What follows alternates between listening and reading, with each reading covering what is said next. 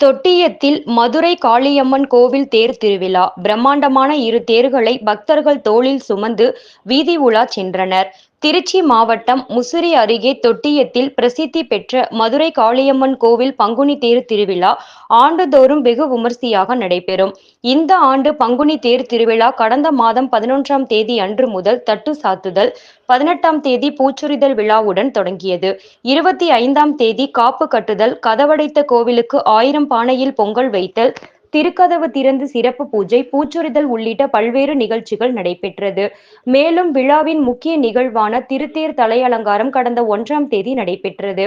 அதனைத் தொடர்ந்து இன்று மாலை 31 அடி உயரமுள்ள பெரிய தேரையும் 30 அடி உயரமுள்ள சிறிய திருத்தேரையும் பக்தர்கள் தலையிலும் தோளிலும் சுமந்து கொண்டு திருவீதி உலா சென்றனர். பெரிய தேரில் ஓலை பிடாரி அம்மனும், சின்ன தேரில் மதுரை காளியம்மனும் எழுந்தருளி பக்தர்களுக்கு அருள்பாலித்தனர். தொட்டியம் மதுரை காளியம்மன் கோவிலிலிருந்து தொடங்கிய திருத்தேர் திருவீதி உலா கோட்டைமேடு வழியாக சென்று பண்ணைவீடு பகுதியை அடைந்தது.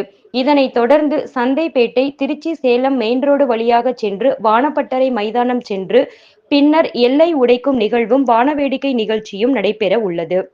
திருவிழாவிற்கான ஏற்பாடுகளை தொட்டியம் பகுதியைச் சேர்ந்த 18 பட்டி கிராம பொதுமக்கள், கோவில் நிர்வாகத்தினர் செய்திருந்தனர். மாலை 6 மணிக்கு மேலும் பக்தர்கள் பெருந்திரளாக கலந்து கொண்டு அம்மனை வழிபட்டனர்.